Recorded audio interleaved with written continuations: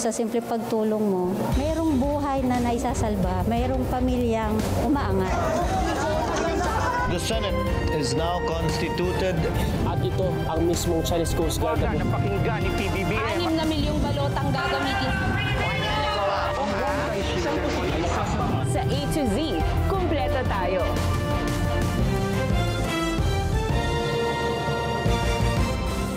Luzon, Visayas, Mindanao at buong mundo. Ngayon ay Huwebes, October 23, 2025. Ako si Barbie Mulak at ito ang balitang A to Z. Ombudsman Jesus Crispin Remulla umatras sa pagpapatupad ng 2016 dismissal order laban kay Senator Joel Villanueva. Sa wakas, DPWH nakapaghain na ng kaso sa mga nasa likod ng flood control anomalies, partikular sa mga bogus na proyekto sa La Union at Davao Occidental. Ano ang mga dokumentong nandun na pwedeng naging motibo kung sinadya man ito? Mga dokumentong kaugnay sa flood control probe secured sa DPWH Central Office sa Maynila ayon kay Secretary Vince Dizon matapos ang sunog sa DPWH sa Quezon City. Bulkang Canlaon sa Negros, 2 beses nagbuga ng abo. Volcanic earthquakes na itala. NCR Police, naka-full alert na sa pagbabantay sa undas. Mahigit 11,000 tauhan ipakakalat sa Metro Manila. Sa ibayong balita, eroplano nagliyab at bumulusok sa Venezuela. 2 patay. Meron pa tayong ipaglalaban na 5th round. At sa showbiz, pambato ng Pilipinas na si Atisa Manalo. Puksaan ready na para sa Miss Universe 2025. Magandang gabi pambungad sa ating newscast.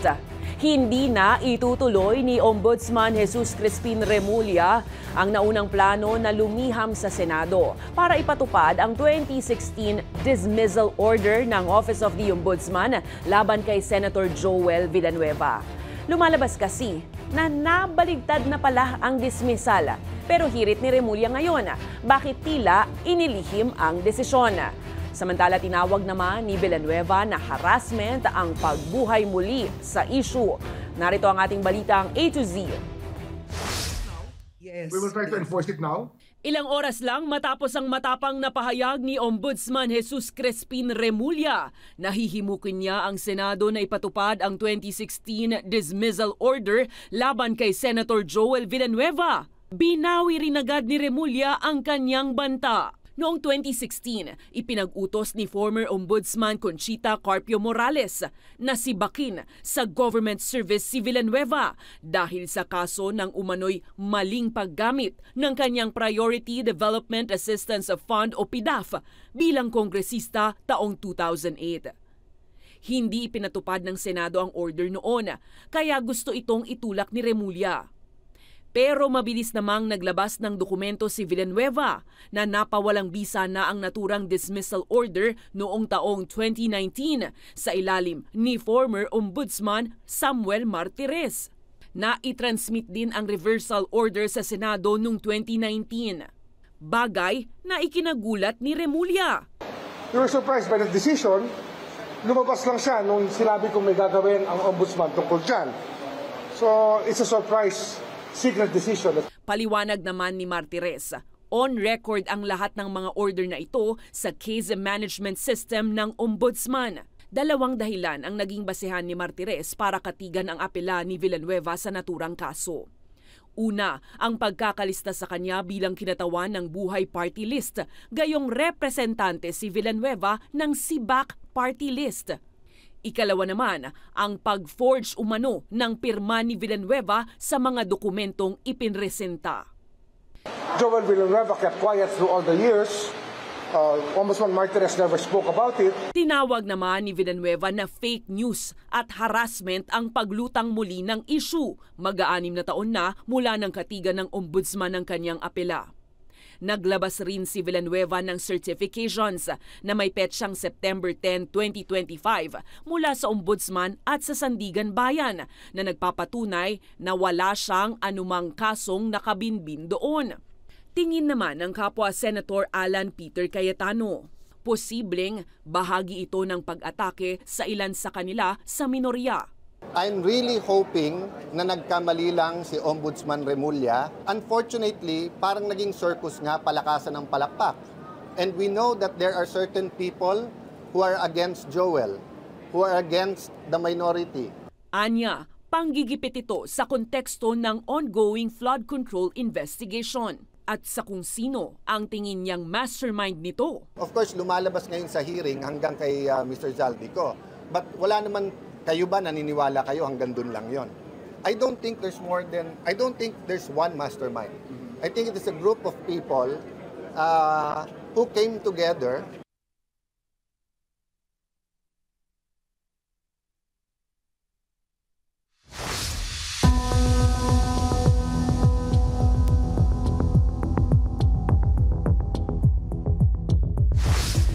Sa wakas, naghain na ang Department of Public Works and Highways ng mga kaso na may kinalaman sa flood control anomaly. October 23 ng hapon, nagtungo si Department of Public Works and Highways Secretary Vince Dizon para ihain ang mga non-bailable na reklamo ng malversation of public funds at fabrication o pamimeke ng mga dokumento. Subject ng unang complaint ang proyekto sa La Union na fully paid pero nadiskubre props lang ang mga tubo sa infrastruktura. Ang ikalawa naman ay patungkol sa halos 180 million twin projects sa Davao Occidental. Sangkot sa La Union Project ang Silver Wolves Construction Corporation na idinidikit kay dating ACT-CIS representative at ngayon ay Benguet Congressman Eric Yap. Sa Timothy Construction naman ng mag-asawang Diskaya ang ikalawang proyekto sa Davao. Personal na tinitingnan ni Interior Secretary John Vic Remulla ang Pasay City Jail na posibleng kulungan ng mga makakasuhan sa flood control scandal sa mga opisyal na may salary grade 26 pababa. May 14 na selda ang Male Custodial Center kasama ang halos 1,000 PDL na naroon kumpara sa ideal na humigit 100 lamang. Ayon kay Remulla, masikip at mainit sa piitan pero mababa ang insidente ng kaguluhan at sakit. Giit pa niya, walang special treatment, wala ring cellphone, computer at aircon doon. Ayon sa kalihim, kung ano ang nararanasan ng nagnakaw ng 100 piso, ay mararanasan din ng nagnakaw ng daang-daang milyong piso. Samantala, nag-inspection din si Remulla sa Quezon City Jail at tinitingnan ng iba pang custodial facilities sa Kamaynilaan para sa posibleng lipatan ng mga idedetine. Ayon sa batas kasi, ang salary grade 26 pababa ay RTC. Ang district engineer, sa akin pagkakaintindi, ay salary grade 26. Pwede naman silang i-charge sa Pasay, pwede sila i-charge sa Mindoro, pwede sa Bulacan, depende kung saan nangyari. Pero sa aking palagay lang ay dito sa Metro Manila para ma-cover ng media kung ano nangyayari. Tiniyak ng DPWH na walang dokumentong may kaugnayan sa flood control investigation ang nadamay sa sunog sa Bureau of Research and Standards nitong Miyerkules. Samantala, pinaimbestigan naman na ng Office of the Ombudsman ang nangyari lalo't hindi iniaalis ang posibilidad ng arson o sadyang pagsunog.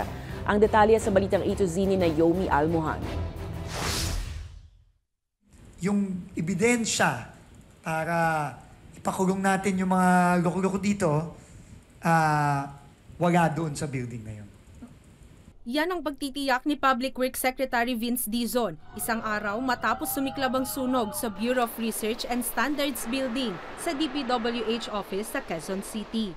Aniya, kahit siya nabigla nang mabalitaan ang sunog sa BRS at agad na kwinestyon ang insidente. Lalo pat saktong-sakto sa isinasagawang investigasyon ang pagkasunog. Sinadya ba to? At ano ang mga dokumentong nandun na pwedeng naging motibo kung sinadya man ito? Ano ba yung mga naapektuhang mga dokumento? No? At yun nga, yung initial naming pag-check, walang dokumento related sa ongoing investigations. We have gotten all from 2022 to 2025 and we are now receiving earlier years. But they are now all here in the center office protected here. Aniya, digitally backed up naman lahat ng mga dokumentong nasa BRS. Pinabulaanan din ni Dizon ang mga balitang sumabog na computer ang dahilan ng sunog, kundi electrical short circuit mula sa kisame, base sa initial findings ng Bureau of Fire Protection. Pero ang ahensya, hindi muna isinasantabi ang anumang posibilidad o motibo ng sunog. BRS kasi ang nagsasagawa ng research, pag-aaral, testing at formulation ng mga polisiya para sa government infrastructure projects. Ilan sa mga naapektuhang dokumento ang standard specification of pay items, procurement at inventory reports, at quality management system compliance. They also have the materials testing division where you've seen earlier where the fire possibly started. They train our materials engineers that would be deployed to the field. And then we have there the testing laboratories, the accreditation. Samantala, pinag-utos na ni Ombudsman Jesus Crispin Remulla ang investigasyon sa naganap na sunog. Binansagan niya rin ang building na bahagi ng aniyay Web of Corrupt Relationships o sangay-sangay na corrupt activities. That building is used to test materials. And actually, yung sa payroll ng budget, may 1% na binibigay dyan sa mga tao dyan. Dapat kasi dito, medyo malikot din ang isip mo. Hindi pwedeng aanga-anga. Because when it's done, it's done. Wala ka na magagawa pag nawala ang ebidensya. Pinaiimbestigahan na rin ni Remulla sa National Bureau of Investigation ang sunog. Arson is not easily traceable at first glance. So we will know very soon. Kasi nga, ang arson, you have to do it within a 48-hour period para ma-examine mo yan, or maybe 72 at the most. Nakatakda ring ipatawag at hinga ng pahayag ng NBI ang mga empleyadong umuokupa sa third floor kung saan nagsimula ang sunog. Para sa Balitang A to Z, Naomi Almohano. Sinabi ni Ombudsman Crispin Remulla na handang lumutang at mag-tell-all o ibahagi lahat ng isang dating mambabatas mula Quezon City ang korupsyon sa flood control projects. Ayon kay Remulla, magkikita sila ng congressman na ito para pag-usapan ng issue at buong sistema ng nakawan sa pondo ng taong bayan. Bagaman hindi pa pinangalanan ni Remulla ang mambabatas, kinumpirma nito na kakauwi lamang nito mula sa Amerika at isa umano sa mga nabanggit ng mga diskaya. May ilang miyembro din ng Kamara na handang maglantad at makipagtulungan sa investigasyon. Bukas naman ang Ombudsman sa pagbaba ng parusa sa mga makikipag-ugnayan at tutulong na maglabas ng katotohanan. I have 7 years as my term. Tapos na yung 2 linggo almost 2 na yung 2 linggo. And it's not easy. We can actually litigate all of this. But it's a superb feat that we will need. And it will also take up a lot of government resources. Kung papayag, ayusin natin, basta may blessing ng court, gagawin natin. Pag hindi, then we will litigate. But we want to kung pwedeng daanin ng paupo na lang.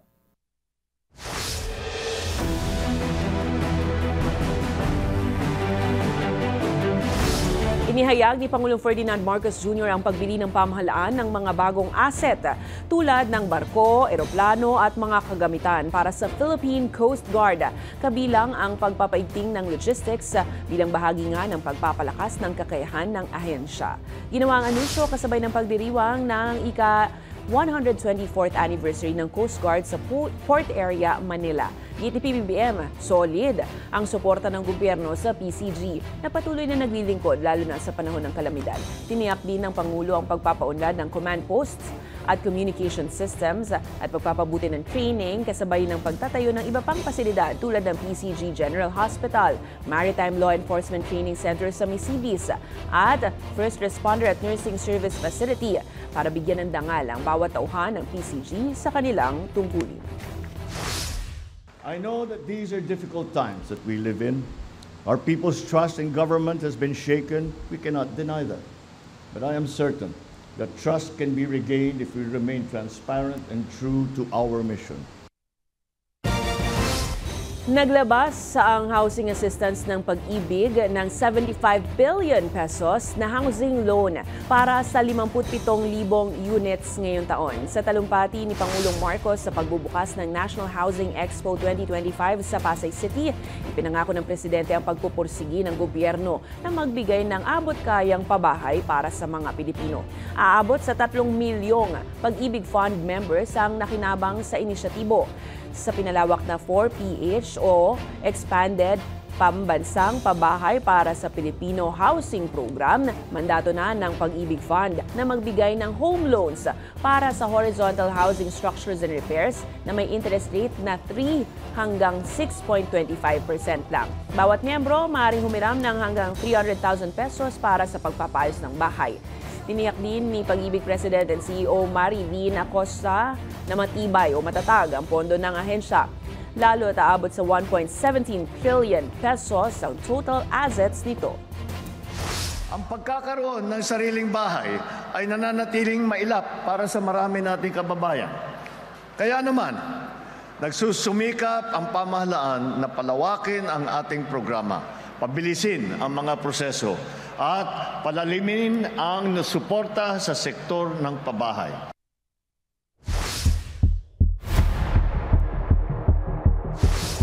Humina na ang bagyong Salome at naging low pressure area na lang ngayong hapon ng Huwebes. May layong 145 kilometers west-northwest ng Lawag City sa Ilocos Norte si Salome at kumikilos pakanluran timog sa bilis na 30 kph. Dahil sa malamig at tuyong hangin mula sa amihan, mananatiling mahina ang LPA at posibleng matunaw na sa susunod na mga oras. Wala nang nakataas na tropical cyclone wind signal sa anumang bahagi sa Northern Luzon. Gayunpaman, asahan pa rin ang malalakas na alon sa karagatan, hangin at maulan na panahon hanggang Sabado sa Cagayan, Puyan, Babuyan Islands, Ilocos Norte at Sur, bunsod ng nagpapatuloy naman na northeasterly wind flow.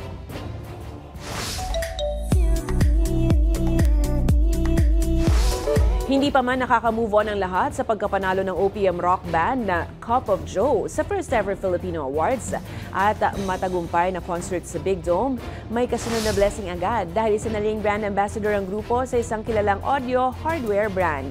Halos hindi nga makapaniwala ang banda dahil ito ang kauna-unahan nilang product endorsement na kailanman ay hindi daw nila inakalang darating. Bukod dyan, kakolab rin ng Cup of Joe ang P-pop group na Horizon bilang mga bagong endorser. Kaya naman, well done, Cup of Joe!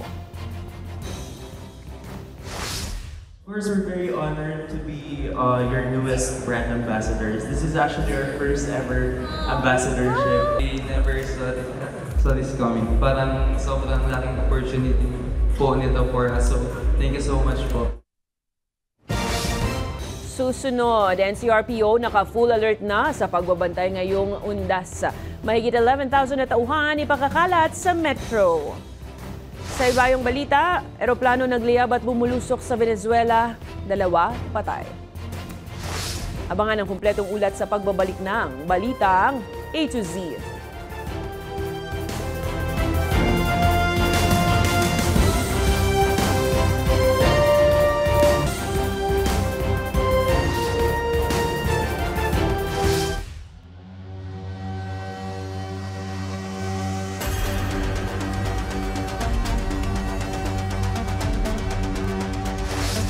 Dalawang beses nagbuga ng abo ang Canlaon Volcano sa Negros ngayong Huwebes. Sa mga kuha, kita na naglabas ito ng ash alas 5:30 ng umaga hanggang alas 7:29. At muli namang nagbuga alas 7:39 hanggang alas 8:05 kaninang umaga. Lumikha ng ash plume ang bulkan na umabot ng 600 meters ang taas. Nananatili sa alert level 2 ang Canlaon dahil sa bahagyang pag-aalboroto kaya inaasahan ang panakanakang ash emissions.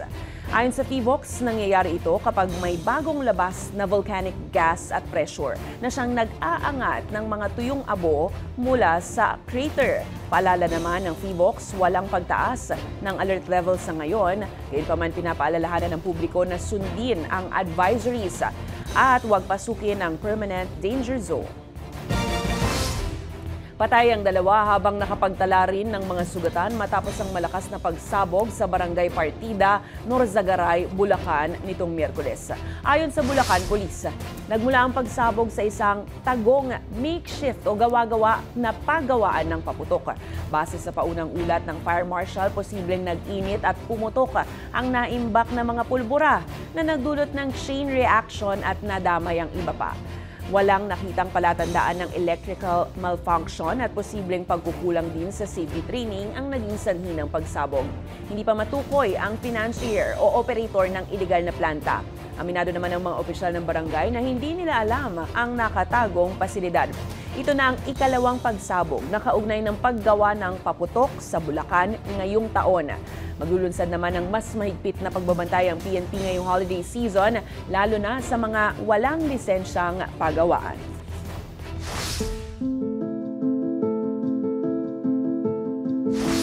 Nakahanda na ang mahigit 11,000 na personel ng NCR Police, bukod pa sa mga tauhan ng Armed Forces at iba pang ahensya para sa pagbabantay sa seguridad sa Undas.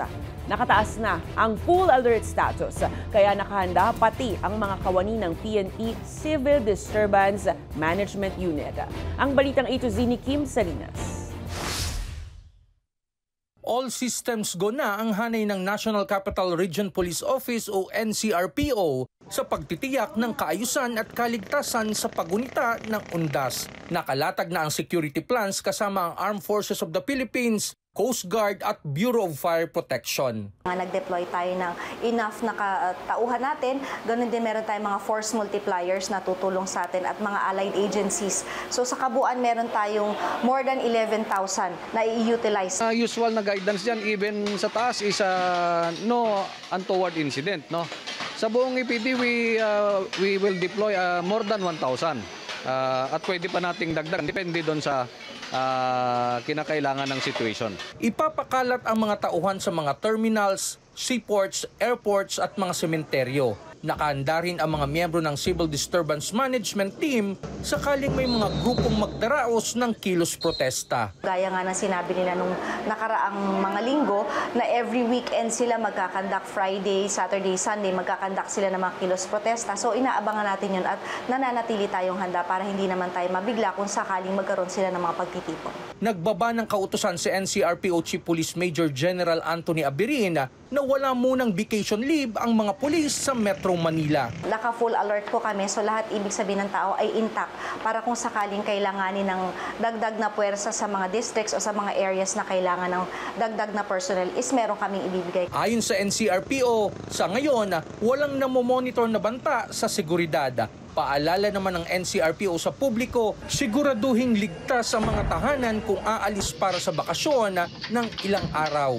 Yung mga pinto, bintana, yung gate nila siguraduhin nilang nakasara. Iwasan din natin yung pagpo-post sa social media ng pag-alis natin na parang naiengganyo pa natin yung masasamang loob. Dagdag ng mga otoridad, ipinagbabawal ngayon sa mga sementeryo ang alak, matutulis na bagay, flammable materials at pati na rin ang mga alagang hayop. Para sa Balitang A to Z, Kim Salinas. Inaasahan na ang pagdagsa sa NAIA Terminals ng nasa 1.35 milyon na pasahero ngayong Undas. Kaya naman nagsagawa ng joint inspection ng DOTR at New NAIA Infrastructure Corporation sa Terminal 3 para ipakita ang ilang pagbabago at improvements sa mga pasilidad. Kabilang narito ang bagong self-check-in kiosks, self-bag drop counters at food hub na tulad ng nasa mga airport sa ibang bansa. Giit ni Transport Secretary Giovanni Lopez, nakahanda na ang Oplan Undas kasama ang LTO, LTFRB, Coast Guard at mga expressway operators. Ayon naman kay New NAIA General Manager Lito Alvarez, may mahigit 500 kiosk sa lahat ng terminal para makapag-print ng boarding pass at bag tags kahit sarado pa ang check-in counters. Tumaas din daw ang on-time performance ng NAIA mula 85 to 90% na higit na mas mataas sa global standard. Meron na tayong Oplan Undas, nakaredy na ang LTO, LTFRB, lahat na ating mga Coast Guard. Sa mga expressways naman po, nakaredy na rin po ang ating mga toll concessionaires and operators tulad po ng SLEX at NLEX. So handa naman po kami, handang-handa na po kami. And this is usually a routine. Every year po nangyayari ito.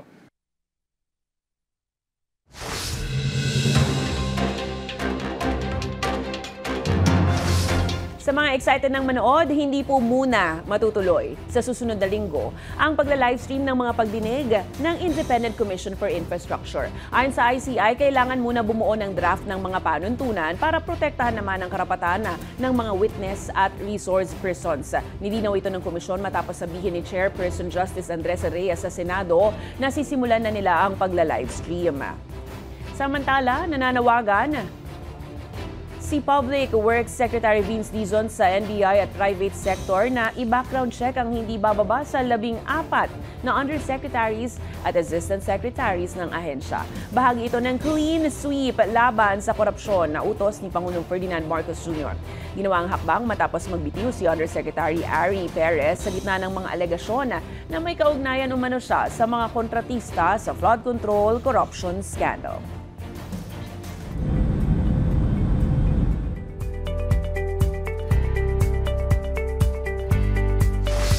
Patay ang 2 pasahero, 2 naman ang sugatan matapos maglagablab ang isang eroplano sa Paramillo Airport, Táchira, Venezuela. Kuha sa cellphone video ang mabilis na pagkabagsak ng eroplano sa runway bago sumabog nang masunog ang naturang Piper Cheyenne aircraft. Sa inisyal na impormasyon, nawalan umano ng kontrol ang piloto matapos pumutok ang gulong nito. Sinabi namang konektado sa government logistics activities ang lipad ng naturang aircraft. Babala ng mga otoridad sa posibleng delays habang nagsasagawa ng site examinations at safety checks sa naturang paliparan. Patuloy ang isinasagawang investigasyon sa insidente.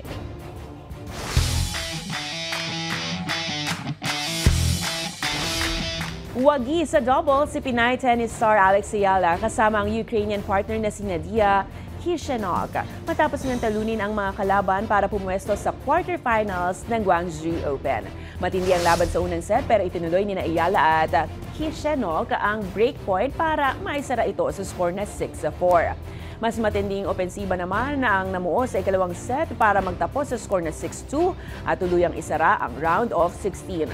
Ito ang unang panalo ni Ayala mula nang magbalik sa doubles pagkatapos ng huling laban sa Wimbledon noong July. Target naman ni Alex at Kishenok na makuha ang semis ticket habang hindi binibitawan ng momentum sa kanilang susunod na laban. Way to go, Alex and team! Sa aming pagbabalik sa showbiz, pambato ng Pilipinas na si Atisa Manalo, puksaan ready na para sa Miss Universe 2025. Manatiling nakatutok, kayo ay nanonood ng Balitang A to Z.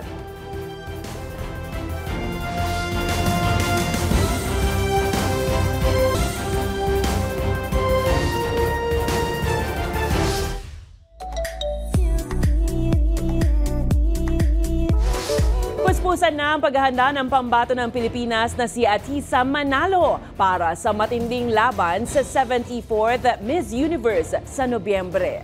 Sa send-off ceremony ngayong Huwebes, hangad ng lahat ang muling tagumpay ng Pilipinas sa larangan ng beauty pageant. Makichika sa Balitang A to Z Showbiz ni Lane Garcia.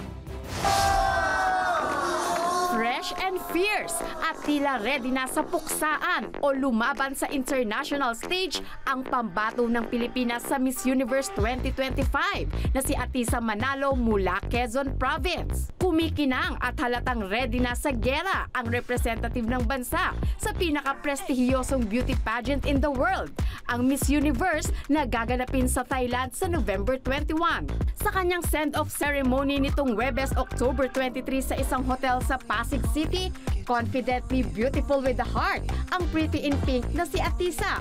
Suot ang glittery dress na may dragon design with a golden crown. Dito ibinahagi ng 28-year-old beauty queen ang ilang preparations niya sa magiging laban sa nalalapit na competition. You know, the preparations, the normal ones that we usually do, the trainings and all that. But I think for me, the most important thing that I really had to prepare on is the responsibility of bringing the Philippines to the Miss Universe stage. Aminado rin si Atisa na nakakaramdam rin siya ng pressure sa nalalapit na laban. I have been feeling the pressure, but I know that it's one of those things that will push me to become better and to serve the Philippines better. May pangako rin si Manalo sa kanyang sarili. I will give my best. I will fight It doesn't matter if I'm tired or haven't had sleep, I will fight. Habang may mensahe naman ang veteranang beauty queen para sa kanyang mga fans. Meron pa tayong ipaglalaban na 5th round, so I really hope that you still support me all throughout my Miss Universe journey when I get to Thailand. And ilalaban ko kayong lahat. I will do my best. I'll make sure that the Atisa on the Miss Universe stage is the best Atisa ever. Samantala, emotional naman ang ina ni Atisa sa pagbibigay ng mensahe para sa anak na lalaban muli sa international stage. This time, sa Miss Universe na.